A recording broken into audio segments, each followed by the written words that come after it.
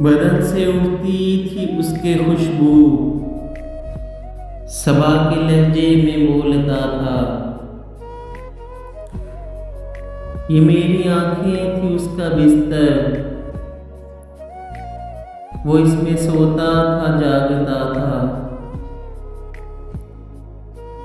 कोई था चश्मे करम का तालिब,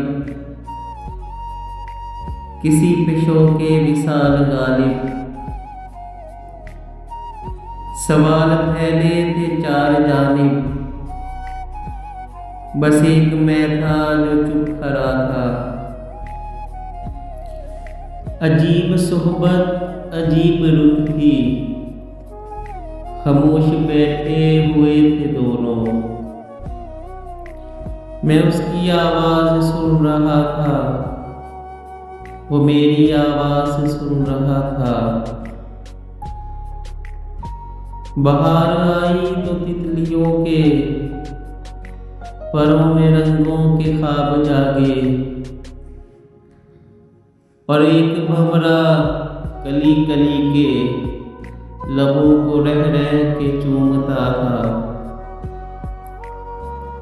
वो और होंगे कि जिनको अमजद नए मनाज़र की चाह होगी। मैं उसके चेहरे को देखता हूँ, उसके चेहरे को देखता था।